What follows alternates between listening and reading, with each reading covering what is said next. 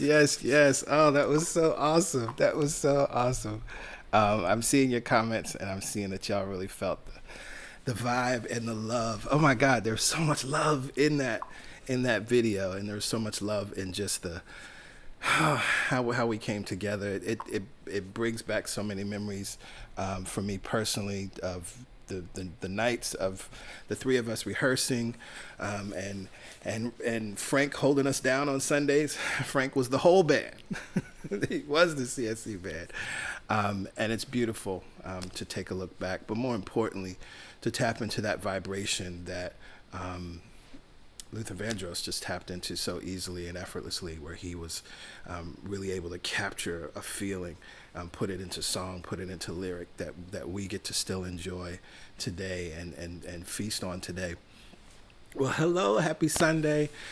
Good morning. It's still morning. Yes, good morning to each and every one of you. And it's just so good to be here with each and every one of you as we continue to move forward this month in our series, Deep Thoughts, New Thought and the Black Experience. And I want to dig right in because, of course, I have a lot to share.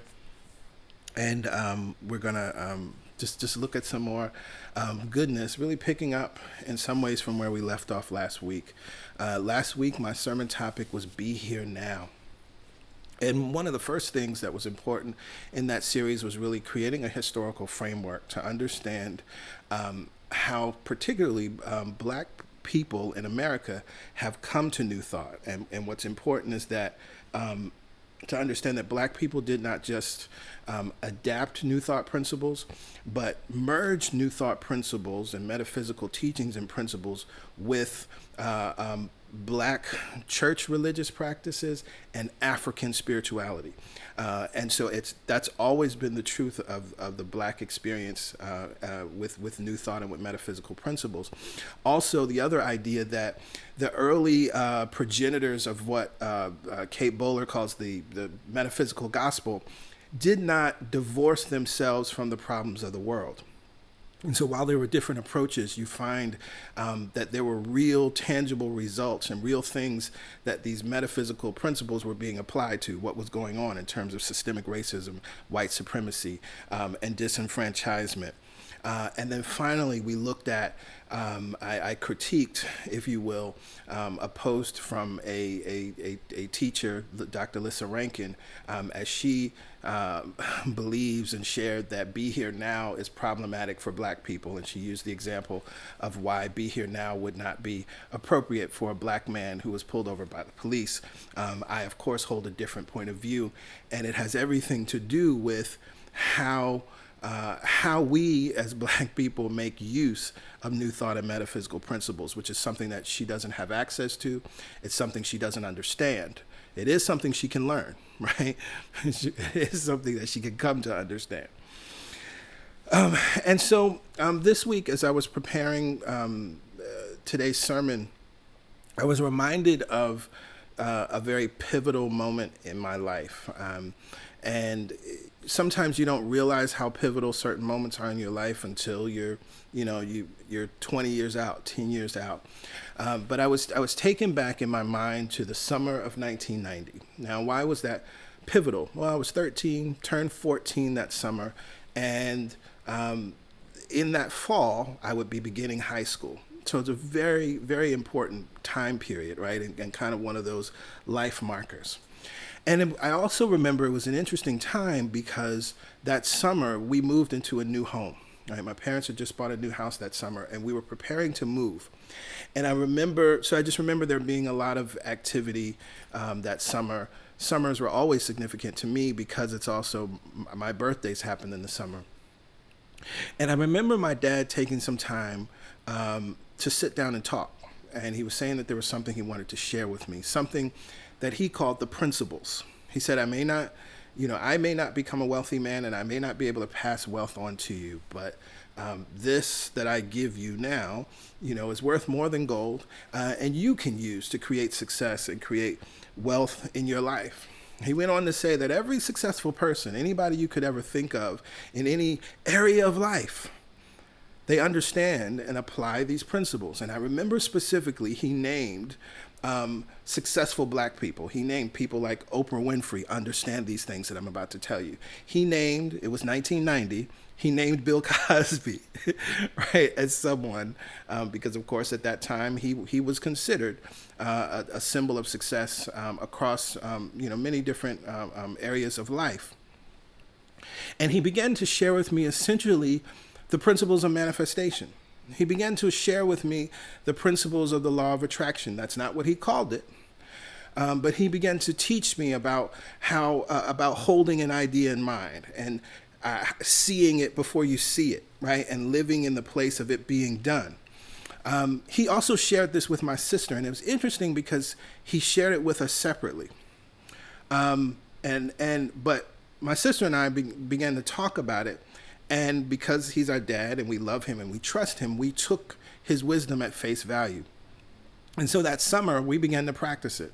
One of the things that I did that summer was I manifested the bike that I wanted, right? I didn't tell my parents which bike I wanted, but I knew exactly what I wanted. I held it in mind. I imagined myself riding that bike. I imagined myself having that bike. And guess what happened, right? We get to July, and the very bike that I wanted, I received. Also that summer, my sister and I wanted to go on a trip. It was actually to I think a church youth convention in North Carolina. And our parents had told us that we weren't going to be able to go because financially they were already spending a lot of money, just moved into the house. And they were like, yeah, we can't do that this time. Sorry. But we didn't take no for an answer. We didn't bother them. We didn't beg them. We didn't try to cajole them in any way. We simply got together, the two of us, where two or three are gathered. There is a greater mind that's formed. And we just began to hold the vision that we were going. We never acted like we weren't going. We lived in that consciousness. We really, really lived in that place. And then one day, out of the blue, my dad comes to us and he says, I don't know what you two are up to, but we're going on the trip, right? And there was this wonderful kind of knowing and approving smile that he gave us. I remember it so clearly because he knew that we were applying what he was teaching us. Now, as life went on and time went on, I honestly never really thought much more about that conversation or even that summer. I think for us as kids, it was just like a fun game that we played that summer and never thought about the implications of how we apply it further.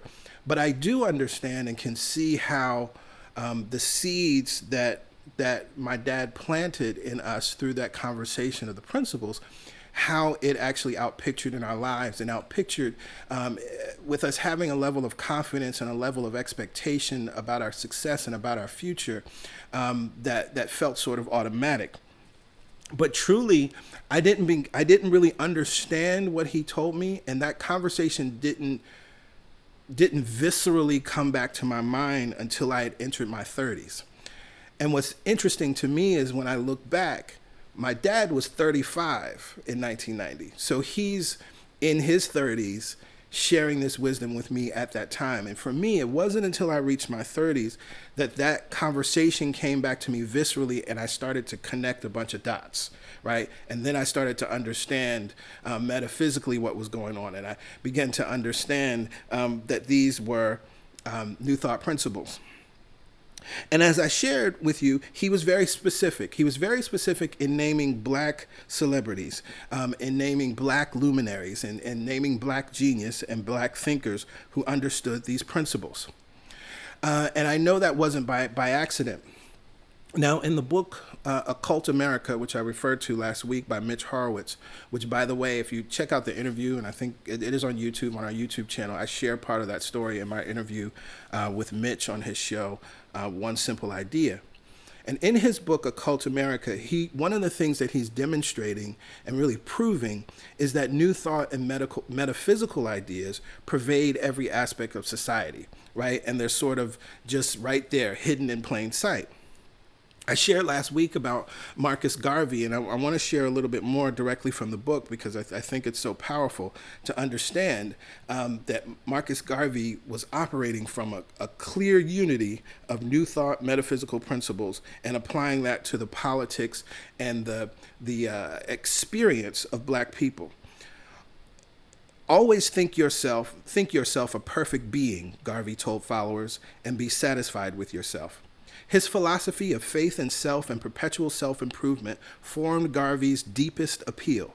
And, to careful observers, it was firmly rooted in the grand tradition of American metaphysics. What was deemed a new racial philosophy, wrote historians Robert Hill and Barbara Baer in their Marcus Garvey Life and Lessons, was in fact Garvey's wholesale application of the dynamics of New Thought to the black condition. Metaphysics and politics were explicitly linked in Garvey's mind. UNIA, the Universal Negro Improvement Association, newspapers and pamphlets abounded with telltale phrases of the New Thought movement, such as the call for a universal business consciousness in Garvey's Negro World newspaper. And a front page headline in Garvey's Black Man newspaper announced, "Let us give off success and it will come." And the indispensable New Thought maxim, "As man thinks, so is he." Right? It was right there.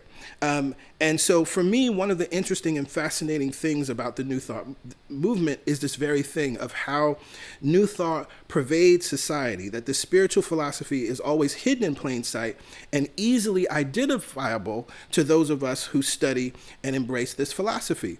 Now, in the other text that I referenced last week, Blessed, A History of American Prosperity Gospel, the author, Kate Bowler, she writes this: "In the early 1900s, Americans found metaphysical religion and New Thought in particular lurking everywhere.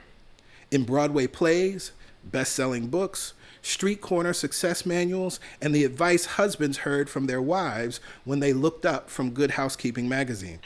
It had become the prevailing current of American popular religion, as difficult to identify as religion proper from the air people breathe." This is very important to understand when we understand how and why new thought principles pervade our thought and our thinking in our society today, right? In the current expression in the 21st century, the secret is kind of that marker or that reference point. And so we think that the secret is influencing a host of thinkers or a host of ideas, but in truth, it's quintessentially American, because we can go back to the early 20th century and the late 19th century, and we see these ideas are pervading. Now, I also shared this last week, where in the text she writes, "By the close of World War I, new forms of metaphysical religion sprang to life. In the 1920s and 1930s, as the Great Migration pressed African Americans into northern urban landscapes, a groundswell of alternative religious communities promised religious and often metaphysical answers to social and economic problems." Right? And so the Great Migration, this is black folks are fleeing the terrorism of the South, of the Jim Crow South. And so black people moved. There were really two migrations historically, if you look at it, but black people moved to cities like Detroit, Chicago, New York, Philadelphia, Cleveland, Baltimore. Right? And I'm sure many of you have your family story is rooted in that, right? My grandfather actually wrote about, but also shared the stories with us of moving from North Carolina to Baltimore with my great-grandmother. My great-grandfather had moved up first to find a job. Once he got things settled, they moved up, and he remembers that day as a little boy. Because actually it was when they got off the train station, they experienced racism that first day, a racist incident, supposedly fleeing terrorism and quickly finding out what was going on in the North, right? And so that's part of my origin story, right? In the same way, my paternal grandparents talk about how and why they moved to New Jersey. And it was kind of a flip of the coin. It was either Detroit or New Jersey. Right, and I could have easily had a family origin story that pointed to Detroit because that's what was happening for so many. And so Bowler writes further in Blessed, their followers, and they're talking about those that are following this early metaphysical gospel that I talked about last week with people like Father Divine, embraced a gospel that affirmed the material world of the urban North. These uprooted city dwellers knew they wanted. They sought a faith that closed the gap between desire and fulfillment. And this is important. This is important to understand New Thought, and it's also important to understand even prosperity gospel and the emergence of megachurches eventually. Because what was happening is a theology was emerging that would later support the emergence of a black middle class, black success, and black wealth, right? That they're just as you can find the music starting to reflect black success at a certain point, there also needed to be a theological understanding, right? And New Thought supported many in doing that, many in understanding why we can be successful and developing a holistic understanding of what success needs to look like as opposed to what it may have looked like and also been oppressive. And so when we understand this, then what fascinates me and what I love to identify is the ways in which we can see New Thought and metaphysical principles right in plain sight in the words of people we know and love, right? As my father shared with me, he said these principles, anybody that you would look up to, anybody that you consider successful, they know, they understand, they embrace, and they're living these principles. And some of you may recall in a sermon from some years ago, Deep in My Heart, I shared a portion of a version of Malcolm X's famous Ballad of the Bullet speech, a speech he gave in 1964. And there's something he says in that speech that it's arresting because you hear the principles right in it. He said, once you change your philosophy, you change your thought pattern. Once you change your thought pattern, you change your attitude. Once you change your attitude, it changes your behavior pattern. And then you go on into some action. Lord have mercy. I'm like, this is amazing. I don't need to listen to Abraham.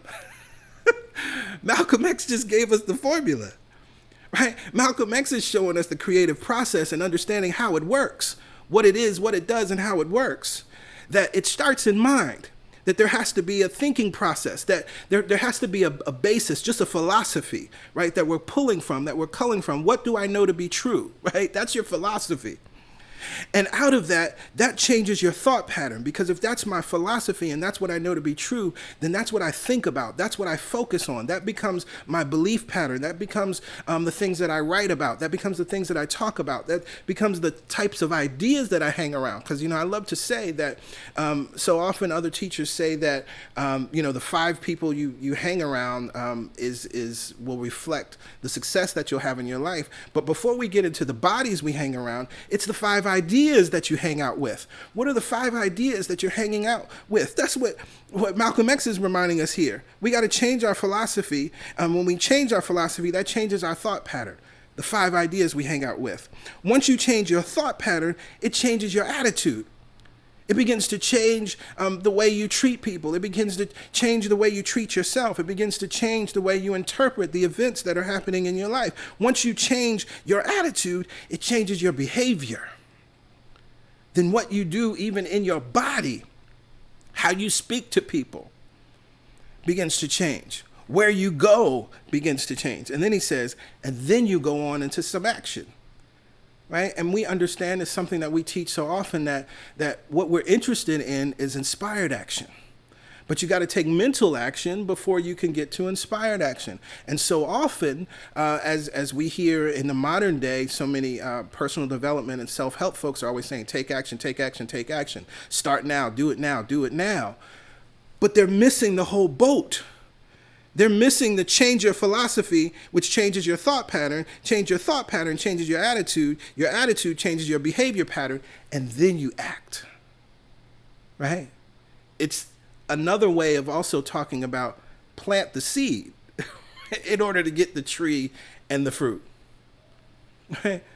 But take action, take action, take action is like saying eat the fruit, eat the fruit, eat the fruit, eat the fruit. You got to plant the seed first. You got to know you have a seed. Lord have mercy. This is all in plain sight. This is right here. Malcolm X, 1964, y'all. But it's not just Malcolm X. One of our other great American thinkers, orators, Martin Luther King. I highlighted this in the sermon, A Creative Battle. This is also in 1964. This is when he's accepting the Nobel Peace Prize in 1964. And in his speech, I'm going to read this because it's so powerful, but it's also so principled metaphysically. He writes and he spoke, I accept this award today with an abiding faith in America and an audacious faith in the future of mankind. I refuse to accept despair as the final response to the ambiguities of history. I refuse to accept the idea that the isness of man's present nature makes him morally incapable of reaching up for the eternal oughtness that forever confronts him. I refuse to accept the idea that man is mere flotsam and jetsam in the river of life, unable to influence the unfolding events which surround him. I refuse to accept the view that mankind is so tragically bound to the starless midnight of racism and war that the bright daybreak of peace and brotherhood can never become a reality. I refuse to accept the cynical notion that nation after nation must spiral down a militaristic stairway into the hell of thermonuclear destruction. I believe that unarmed truth and unconditional love will have the final word in reality. In plain sight, Martin Luther King was a master metaphysician. Malcolm X was a master metaphysician. And what Martin Luther King is doing here is so powerful and so profound, right? That he's using the principle of denials and affirmations, right? Because he says, I accept this award with an abiding faith in America and the audacious faith in the future of mankind. Right? So that's first. He's stating, this is what I believe and this is what he's affirming. But then the denials, because there was an experience in life that was very real and being experienced. But he says, I refuse to accept that. I refuse to accept the despair. I refuse to accept the idea that the isness of man's present nature makes him morally incapable of reaching up for the eternal oughtness. I refuse to accept the idea that man is mere flotsam and jetsam in the river of life. I refuse to accept the view, right? I refuse to accept the cynical notion, right? He goes on and then he ends with an affirmation. I believe that unarmed truth and unconditional love will have the final word in reality. He was practicing affirmations and denials. Now we go to Science of Mind and we read Ernest Holmes. What does he say about that? The mental attitude of the practitioner is one of denial toward every false condition that opposes the principle of life as one of absolute perfection. That's exactly what Martin Luther King was doing. Further on, Holmes writes, affirmations and denials are for the purpose of vitalizing faith, for the purpose of converting thought to a belief in things spiritual. The foundation for correct mental treatment is perfect God, perfect man, and perfect being. Now, this is something that I personally use for myself and quote all the time. And it's interesting, because what did I read earlier that Marcus Garvey said? Always think yourself a perfect being and be satisfied with yourself.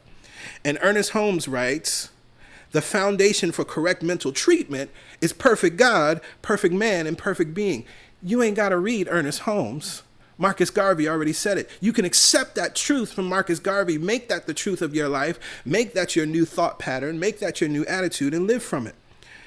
Ernest Holmes goes further and he writes, never look at that which you do not wish to experience. No matter what the false condition may be, it must be refuted. The proper kind of denial is based upon the recognition that in reality, there is no limitation, for mind can as easily make a planet as an acorn. The infinite knows no difference between $1 million and a penny. It only knows that it is. And so it's interesting, right? It's, it's almost as if reading this, it's like Ernest Holmes is an observer, right? Codifying what's happening. But Martin Luther King is the demonstrator, right? Living from an experience, knowing, living truly in the face of, right? It's one thing to say, never look at that which you do not wish to experience. No matter what the false condition may be, it must be refuted. It's another thing to then go to the annals of history to 1964, to the Nobel Peace Prize acceptance speech, and hear him say, I refuse to accept despair as the final response to the ambiguities of history. Because he understood what Holmes also understood, right? That in reality, there is no limitation, for mind can as easily make a planet as an acorn. So what am I choosing to accept? I'm choosing to accept that unarmed truth and unconditional love will have the final word in reality. But it's just not Martin and Malcolm. last year. It was so beautiful. Tracy Ellis Ross, I believe it was on her mom's birthday, shares this video, shares a clip of an interview from 1975 where her mother, Diana Ross, is sharing something very powerful. What did Diana Ross say in this interview? I have a certain positiveness about my life, but I realize that every time I create a positive thought in my mind, also I create a negative thought. It's just like, I'm going to be very successful. And my mind says, oh, no, you're not. So since I create positive and negative, it's which one I give the most attention to that is powerful. When I think positive constantly, it's very powerful and it controls me. If I think negative all the time, it's going to control me too. So right now, my positive thought is there is going to be no disaster to destroy what I have planned for me and my family. And if there is, that's life. And it's interesting because that moment in the interview, she was being asked about her family, and she was being asked about being a mom and what is it like to have a career, but you're also raising young children. And what she was doing very powerfully, she was sharing the undergirding philosophy, but she was also affirming something powerful about her and the life of her children, right? That there would be no disaster that would destroy what I have planned, right? So right now, here's my thought and my intention. That was Diana Ross in 1975. In plain sight. You hear this, and I'm sure many of you saw the clip, and if not, we'll definitely share it on social media. Powerful, in plain sight.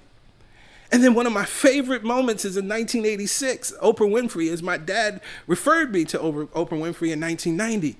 In an interview in 1986, where she says something very powerful. It's towards the end of the interview, but she says, you have control over your life, and it is only when you recognize that and are willing to be responsible for your life that you can truly soar. And I believe that it's possible in our lifetime to fly if you want to. And I intend to do some flying. And at that point in her career, like, she was already succeeding, but she had not even scratched the surface of what was to come, right? There was not necessarily an indication that she would become billionaire Oprah Winfrey and all that she is, as we know and understand her today. But she said, I intend to do some flying, right? And it's a beautiful understanding, right? That in plain sight, you're hearing metaphysical teaching. In plain sight, you're hearing, you have control. You're hearing that even with the experiences of your life, that you have control and you have the possibility to change. Because what's interesting, it's not that Oprah Winfrey's life, we can look down between 86 and 2021. It's not that she hasn't had disappointments. It's not that she hasn't had setbacks. It's not that she hasn't, started and had to stop, right? Back in the 80s, there was, everybody was focused on her weight. She lost weight, gained weight, blah, blah, blah, right? We saw that when she originally created the OWN network, it wasn't initially and immediately successful. And she's been very transparent about the work that she did, same principles, right? She got still and began to listen, right, to what was her next step and what needed to happen, right? And so it's important for us to understand that when we hear these words, even in plain sight, that this is not oh, well, she's special. I mean, look what happened. She had all of these wonderful things happen. No, we can actually look over what is in the historical record between 86 and now and see that it's not about everything being perfect and wonderful. But it's right there in plain sight. So what is the point of all of this? Of course, it proves what my father said to me, right? Malcolm X, Martin Luther King, Diana Ross, Oprah Winfrey. We could go on. I could have pulled quotes from Shirley Chisholm, or I could have pulled a quote from Hank Aaron, or I could have pulled a quote from Jackie Robinson. I could have pulled something from Muhammad Ali. I was going to use Muhammad Ali, but I ultimately didn't. It was a whole nother story, a whole nother path we could have gone on. I'm sure I could pull a quote from Kareem Abdul-Jabbar or Michael Jordan, right? This mindset we can find over and over and over and over again. So yes, he was right. And what's interesting is that Black success of every stripe, from arts to politics, has embraced a specific mindset, a specific way of thinking, and a way of interacting with the world. But there's something deeper. The title of this series is New Thought and the Black Experience. The philosophy of New Thought has supported many Black people in putting language around what our ancestors have always known and practiced. It would be a mistake to simply see or hear or read those words from Malcolm X and say, oh, he must have read The Science of Getting Rich, or he must have read Napoleon Hill. Or to hear Martin Luther King and say he must have read Ernest Holmes. Or to hear Oprah Winfrey or Diana Ross. Yes, they may have read or been exposed to Louise Hay, or I'm sure they were, right, at the time, Norman Vincent Peale, right? I'm sure they were exposed to that. But that would miss something. One of the things that I love, that we receive through Michael Beckwith and through Agape International Spiritual Center is this term, New Thought, Ancient Wisdom. Right? And it's interesting that term would come through a black body, right? Because it's the recognition and understanding that, yes, New Thought as a spiritual movement and spiritual philosophy is uniquely American and is birthed here in the United States of America. But that's not the whole story. It's New Thought, Ancient Wisdom. And just as I talked about how black people heard this metaphysical message and then merged it with the truths that we already knew to be true, with the practices that we were already practicing, even to the extent that we lost some of it. There's always been an African spirit, a presence of African spirituality in every expression of black religion. And so I offer that if you really want to understand these principles, if you really want to understand how to hold an idea in mind no matter what until it manifests, if you really want to understand how to affirm what you know to be true, even though nothing outside is affirming it back to you, if you really want to understand how to live and love and thrive and express joy when life ain't been no crystal stair, then you need to look to the black experience. Lord have mercy. You need to look to the black experience. Because it's teaching us the principles. It's right there, not hidden in plain sight. It's in plain sight. In plain sight are the tools for how to succeed in the black experience. You can see it. You can find it. It's here. I just shared a few little crumbs, but it's here. In plain sight are the tools for how to persist. In plain sight are the keys to knowing your worth and your value. Again, when there's nothing outside of you telling you you're worthy. There's nothing outside of you that's telling you that you matter. There's nothing outside of you that's telling you that you're beautiful. There's nothing outside of you that's telling you that you should celebrate your blackness. In plain sight are the principles that supported a people in enduring the worst horrors in history and emerging as the greatest influencers of history and culture. This might be controversial, and if it is, it is.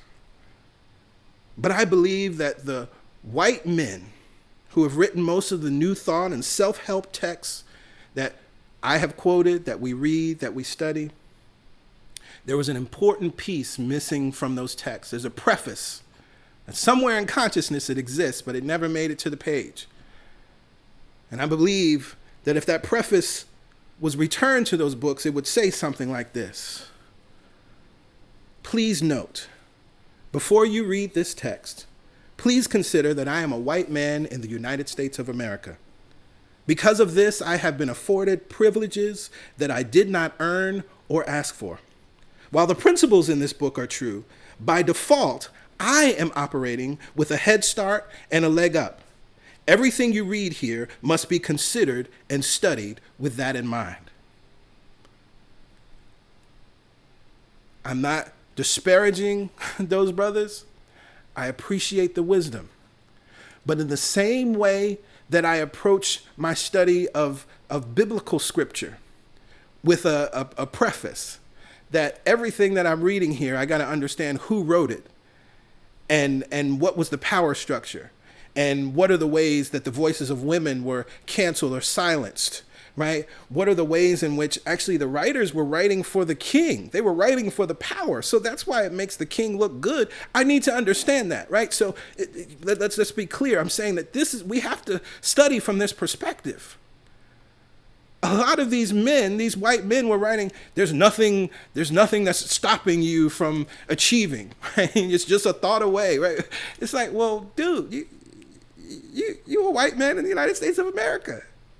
You're operating in a system that was designed to support you, that was designed for you to succeed.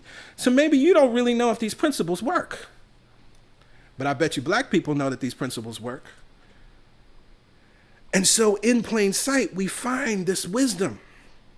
I'm forever grateful for the principles. I'm forever grateful for the metaphysical truths that my dad taught me and introduced to me, those seeds that were planted that supported me in being right here and where I am now.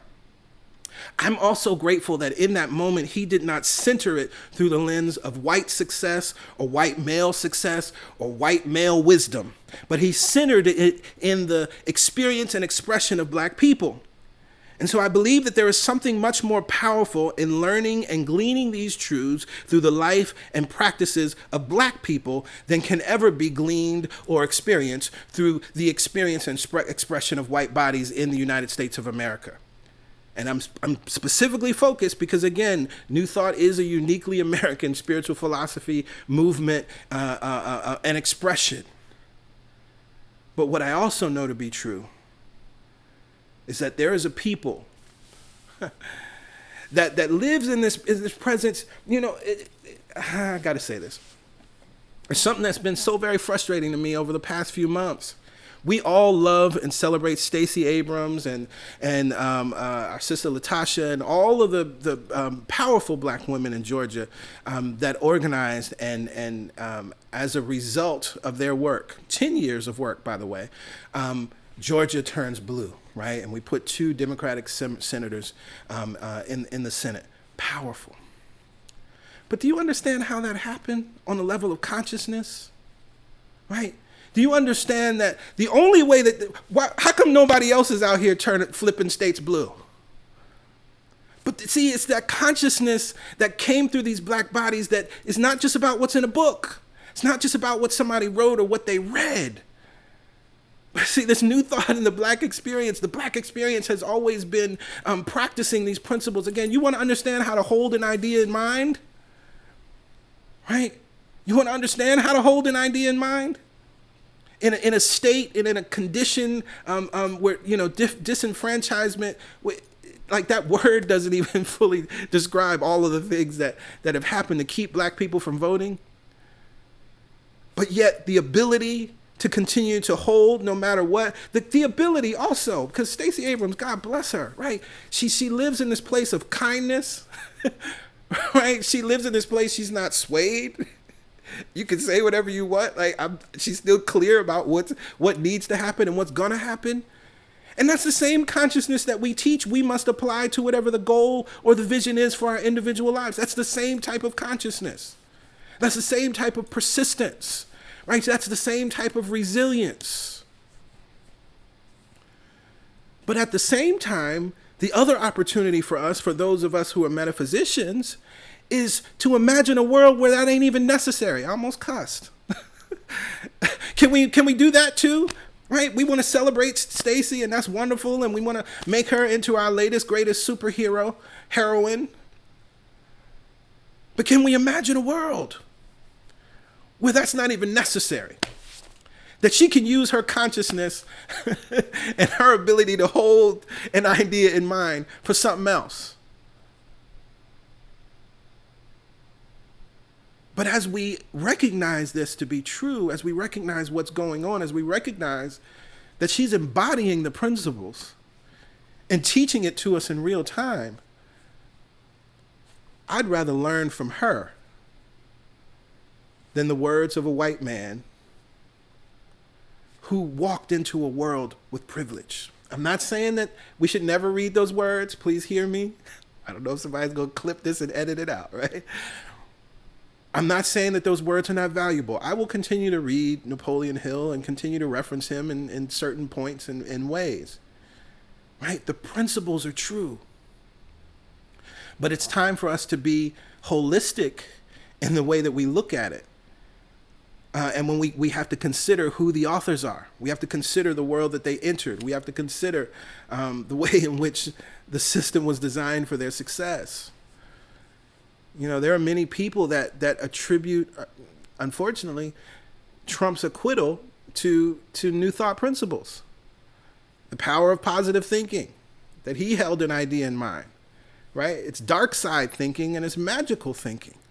And so this is why we have to be clear in this naming, because there is a thing that's going on right now, right? There's a serious thing that's going on right now. QAnon people are using the term and new thought and using the phraseology and teaching them that literally this sham big lie about the election. That's part of why they were so riled up, because they were really holding in mind and believing this idea. Lord have mercy. So I am grateful for this wisdom that's in plain sight. I am grateful and thankful for the expression and experience of Black people that teach us and actually embody these principles, right? It's not a bunch of words on a page. It's not, codifying 7 to 12 principles. But I can look at the life of Muhammad Ali, and I can look at how he used the power of his word and affirmation and thought and belief and shook up the world. I can look at and go back to this speech by Dr. Martin Luther King and know what he was facing. I can look at, and if you haven't watched it, please do, Judas and the Black Messiah, and hear the words of our dear brother, Fred Hampton, who I believe is the best of us. Because he was speaking and operating from this consciousness, this inner knowing.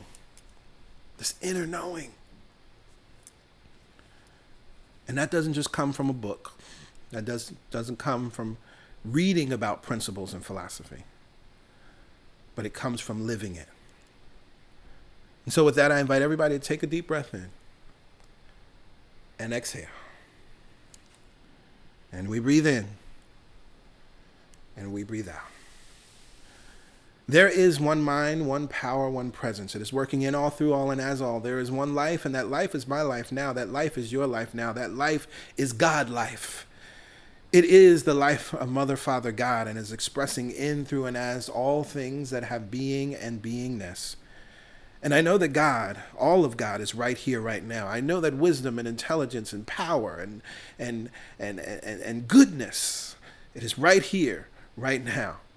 For these are just some of the ways in which I understand and conceptualize and conceive God. I know that I can never fully conceptualize and conceive of all that God is, for it is infinite. This mind that I possess cannot fully wrap itself around the all that is. But each and every day I endeavor to expand and widen my experience and expression of that thing so that it can be experienced and expressed in, through, and as my being. For I am one with it, and you are one with it. We are one of it, created in its likeness and image. And it is out of that awareness that I speak this word of gratitude. Gratitude for the wisdom in plain sight. For the wisdom that we are easily and effortlessly able to find through interviews and conversations and through examining the lived experience of Black people on this soil called the United States of America. I'm so grateful and thankful that I can look to an embodied experience, a real felt experience. I'm so grateful and thankful that I can see and know that it's possible to affirm and hold a truth within my very being, even when it is not reflected outside of me. I'm so grateful and thankful to know that it's possible for me to hold on to an idea that may seem crazy and absurd, but it comes into being as a civil rights act and as a voting rights act. It comes into being as a Black vice president and a Black president. It comes into being as all of the ways that Black genius and Black brilliance has supported this nation in being great. I'm so grateful and thankful as we are in this space of Black History Month and we can look at and see all of the Black inventors that contributed to things that we use each and every day in our lives right here and now. From the traffic light to the cell phone. Lord have mercy. I'm grateful and thankful to understand and know that it's possible to be a beneficial presence on the earth, to bring to bear our gifts, skills, talents, and abilities, to tap into God ideas and bring them into being. All of it is hidden in plain sight, showing us what's possible. And so at no point in my life will I think that I am less than. At no point in my life will I think that I have nothing to contribute to the earth. But I allow the God that you are to be the brilliance that you are in, through, and as me. I allow the good that you are to be good in, through, and as me. I allow the genius that you are to be genius in, through, and as me. And so it is with gratitude and thanksgiving that I release this prayer. Thanksgiving for all of these souls that are connected and collected right here and now. For the ways in which the genius that you are expresses through them. The brilliance that you are expresses through them. The good that you are expresses through them. I let it be, I let it be, I let it be. From this place of beingness, I simply say amen, ashe, and so it is. So it is. Thank you, God.